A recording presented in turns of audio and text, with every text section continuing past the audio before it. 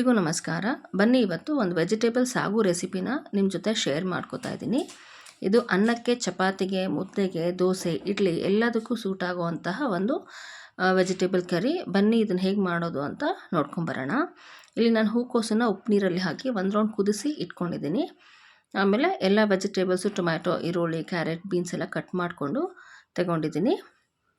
ಆಮೇಲೆ ಮಸಾಲ ಗ್ರೈಂಡ್ ಮಾಡೋಕ್ಕೆ ಎಲ್ಲ ಮಸಾಲ ಐಟಮ್ಸ್ನ ರೆಡಿ ಮಾಡಿ ಇಟ್ಕೊಂಡಿದ್ದೀನಿ.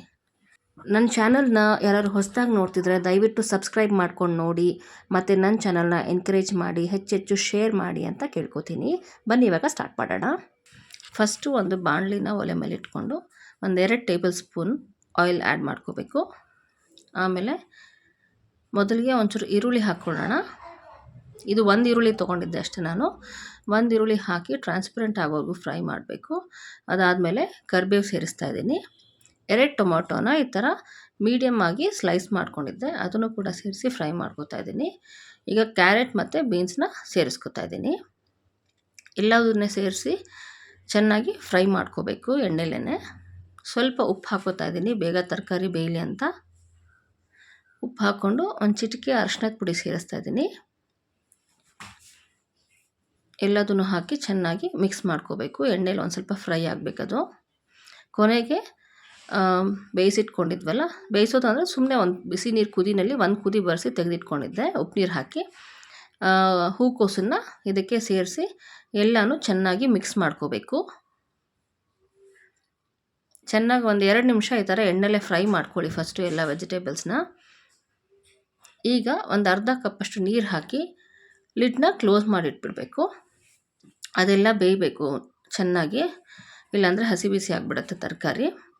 ಅದು ಬೇಯೋಷ್ಟರಲ್ಲಿ ಮಸಾಲ ಗ್ರೈಂಡ್ ಮಾಡ್ಕೊಂಬರೋಣ. ನೋಡಿ, 1 ಟೊಮೊಟೊ ಹಾಕ್ಕೊಂಡಿದ್ದೀನಿ. ಒಂದು ಅರ್ಧ ಕಾಯಿನ ಈ ಥರ ಸಣ್ಣ ಸಣ್ಣ ಪೀಸಾಗಿ ಕಟ್ ಮಾಡಿ ಇಟ್ಕೊಂಡಿದ್ದೆ, ಅದನ್ನು, ಮತ್ತು 1 ಟೇಬಲ್ ಸ್ಪೂನ್ ಧನಿಯಾ, 1 ಸ್ಪೂನ್ ಜೀರಿಗೆ ಮೆಣಸು, 1 ಚಕ್ಕೆ, ಏಲಕ್ಕಿ ಮತ್ತು ಶುಂಠಿ ಇಷ್ಟನ್ನು ಹಾಕಿದ್ದೀನಿ. ಈಗ ಒಂದು 4 ಟೇಬಲ್ ಸ್ಪೂನಷ್ಟು ಪುಟಾಣಿ ಅಥವಾ ಕಡಲೆಪಪ್ಪನ್ನ ಅದಕ್ಕೆ ಸೇರಿಸಿ 1 ಸ್ಪೂನ್ ಚಿಲ್ಲಿ ಪೌಡ್ರ್ ಹಾಕ್ತಾಯಿದ್ದೀನಿ. 1-1.5 ಸ್ಪೂನ್ ಹಾಕೋಬೋದು, ನಿಮ್ಮ ಖಾರಕ್ಕೆ ತಕ್ಕಂತೆ ಹಾಕ್ಕೊಳ್ಳಿ. ಈಗ ರುಬ್ಬಕ್ಕೆ ಎಷ್ಟು ಬೇಕಲ್ವ ಅಷ್ಟು ನೀರು ಸೇರಿಸ್ಕೊಂಡು ಫೈನ್ ಪೇಸ್ಟ್ ಮಾಡ್ಕೊಂಬರ್ಬೇಕು. ನೋಡಿ, ನೀವು ಈ ಥರ ನೋಡ್ತಾ ಇದ್ದೀರಲ್ಲ, ಆ ಥರ ಸಣ್ಣದಾಗಿ ಪೇಸ್ಟ್ ಮಾಡ್ಕೊಳ್ಳಿ. ಈಗ ನೋಡಿ, ಲಿಡ್ ತೆಗೆದು ನೋಡ್ತಾ ಇದ್ದೀನಿ, ವೆಜಿಟೇಬಲ್ಸ್ ಎಲ್ಲ ಚೆನ್ನಾಗಿ ಬೆಂದಿದೆ. ಈಗ ರುಬ್ಬಿರುವಂತಹ ಮಸಾಲಾನ ಅದಕ್ಕೆ ಆ್ಯಡ್ ಮಾಡಬೇಕು.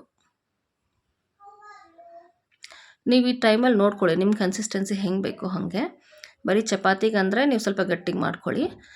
ನೀರನ್ನ ಹೆಚ್ಚು ಕಮ್ಮಿ ಮಾಡಿಕೊಂಡು ಆ್ಯಡ್ ಮಾಡ್ಕೋಬೇಕು. ನಾನಿಲ್ಲಿ ಸ್ವಲ್ಪ ತೆಳ್ಳಗೆ ಮಾಡ್ತಾಯಿದ್ದೀನಿ, ಏಕೆಂದರೆ ರೈಸ್ ಮತ್ತು ಚಪಾತಿಗೆ ಎರಡಕ್ಕೂ ಆಗಲಿ ಅಂತ, ಎರಡಕ್ಕೂ ಹೊಂದೋ ಥರ, ಅನ್ನಕ್ಕೆ ಚಪಾತಿಗೆ ಹೊಂದೋ ಥರ ಮಾಡ್ಕೋತಾ ಇದ್ದೀನಿ ನಾನು.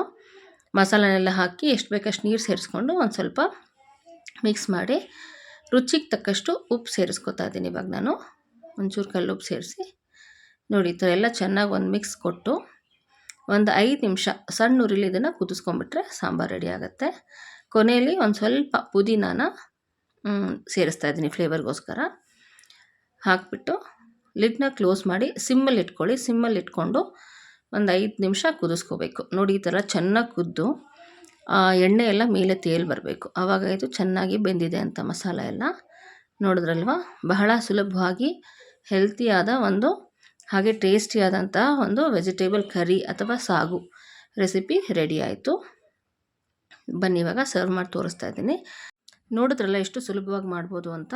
ನೀವು ಒಂದು ಸಲ ಖಂಡಿತ ಟ್ರೈ ಮಾಡಿ. ನಮಸ್ಕಾರ.